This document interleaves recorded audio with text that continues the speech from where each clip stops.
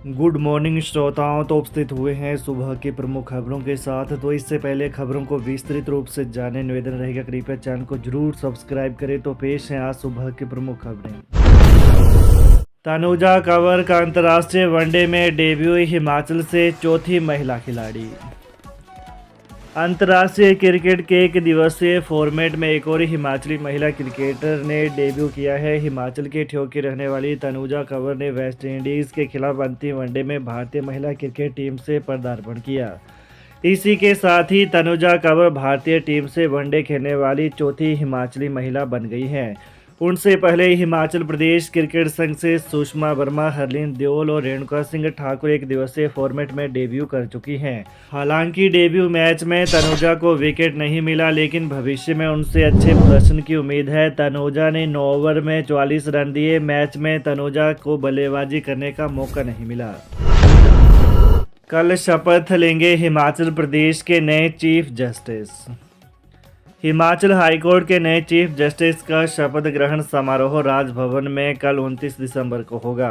Punjab and Haryana high court के justice GS Sandhawalia को Himachal high court का मुख्य न्यायाधीश नियुक्त किया गया है। राजभवन ने उनके शपथ ग्रहण की तैयारी शुरू कर दी है। वहीं हिमाचल हाईकोर्ट से जस्टिस राजीव चक्रधर के रिटायर होने के बाद वर्तमान में जस्टिस त्रिलोक सिंह चौहान कार्यवाहक मुख्य न्यायाधीश का कार्यभार संभाल रहे हैं। नए मुख्य न्यायाधीश की शपथ के लिए मुख्यमंत्री सुखविंदर सिंह सुक्खू को भी दिल्ली से जल्दी लौट सकते हैं।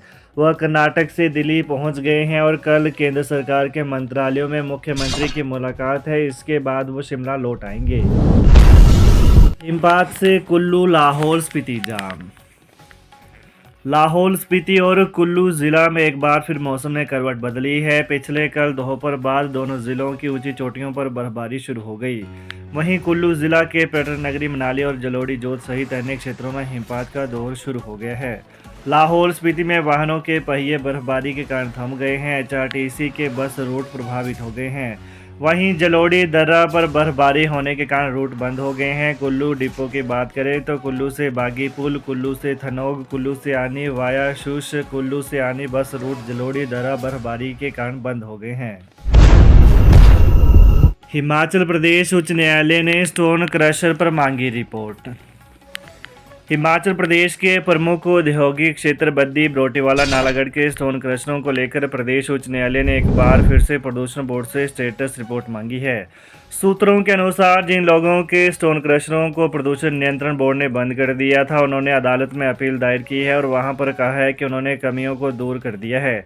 ऐसे में हाईकोर्ट ने प्रदूषण नियंत्रण बोर्ड को कहा है कि वो दोबारा से वहां का दौरा करे और स्टेटस रिपोर्ट दे। उम्मीद की जा रही है कि स्टोन क्रशरों को वापस चालू कर दिया जाएगा, मगर इससे पहले प्रदूषण बोर्ड की रिपोर्ट को हाईकोर्ट देखेगा।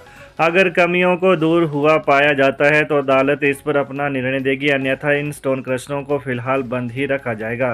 अदालत से स्टोन क्रशर संचालकों ने राहत मांगी है। वहीं प्रदूषण नियंत्रण बोर्ड अगले सप्ताह तक अपनी रिपोर्ट हाईकोर्ट को देगा। इसके लिए दोबारा से टीम जाएगी और वहां का दौरा करेगी। जो कमियां उन्होंने पाई थी उनको दूर किया गया है या फिर नहीं, इसे लेकर बोर्ड अपनी रिपोर्ट में जिक्र करेगा। इससे पहले हाईकोर्ट ने ही निर्देश दिए थे कि प्रदूषण नियंत्रण बोर्ड की टीम मौके पर जाए और वहां पर खामियों को देखे। मंडी में निजी स्कूल की चौथी मंजिल से कूदी छात्रा, गंभीर रूप से घायल। मंडी शहर के साथ ही लगते एक निजी स्कूल के चौथी मंजिल से जमा 2 की एक छात्रा पिछले कल दोपहर को गिरने से गंभीर रूप से घायल हो गई। छात्रा के अचानक इस कदम से स्कूल में सनसनी फैल गई। घायल छात्रा को तुरंत जोनल अस्पताल मंडी और उसके बाद नेरचौक मेडिकल कॉलेज पहुंचाया गया। नेरचौक मेडिकल कॉलेज से छात्रा को पीजीआई चंडीगढ़ के लिए रेफर कर दिया गया है।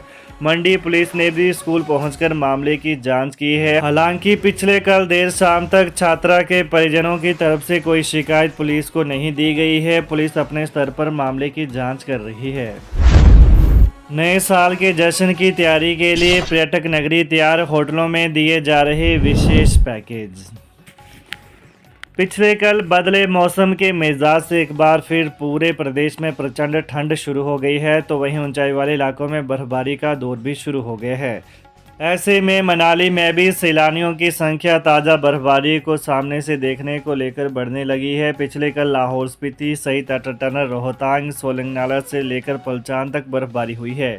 वहीं मनाली में बारिश का दौर जारी रहा। साथ ही नए साल के जश्न की तैयारी के लिए मनाली के होटल पूरी तरह से तैयार हो चुके हैं और सैलानियों को विशेष पैकेज भी दिए जा रहे हैं। वहीं पर्यटन कारोबारी को भी उम्मीद है कि अगर यहां पर बर्फबारी होती है तो इससे मनाली के पर्यटन कारोबार को काफ़ी फायदा होगा, क्योंकि मनाली के होटलों में बुकिंग अभी तक जारी है।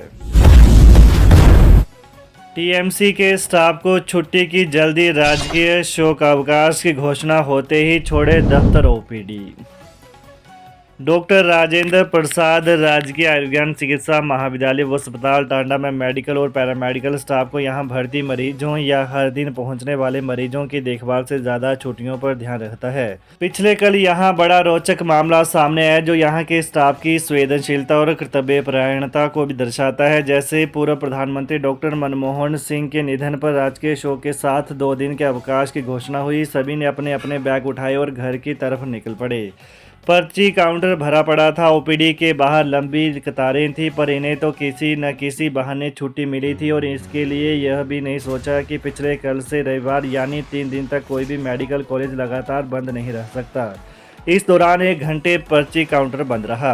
भारत के पूर्व प्रधानमंत्री डॉक्टर मनमोहन सिंह के निधन पर प्रदेश में 2 दिन के अवकाश के बावजूद टांडा मेडिकल कॉलेज व अस्पताल में शुक्रवार यानी पिछले कल 1 घंटा ओपीडी बाधित रहने के बाद पूरा दिन ओपीडी सुचारू चली। कहीं असेंबली तो कहीं करवानी पड़ी परीक्षा। हिमाचल प्रदेश के स्कूलों में शुक्रवार को राजकीय अवकाश की सूचना प्रशासन और बच्चों को देरी से मिली। करीब 9 बजे के बाद ही यह सूचना वायरल हुई, लेकिन तब तक बच्चे और स्टाफ स्कूल के लिए निकल गए थे। इनमें से ग्रामीण एरिया के स्कूलों में तो बच्चे पहुंच भी गए थे। वहीं कुछ एक शिक्षक जो दूरदराज और ग्रामीण एरिया के स्कूलों में सेवाएं दे रहे हैं, उन्हें बस और गाड़ियों में ही सफ़र के दौरान छुट्टी की जानकारी मिली। इसके बाद बच्चे घरों को लौटे, लेकिन कुछ एक स्कूलों में मॉर्निंग असेंबली भी करवाई गई। उसके बाद बच्चों को घर भेज दिया गया।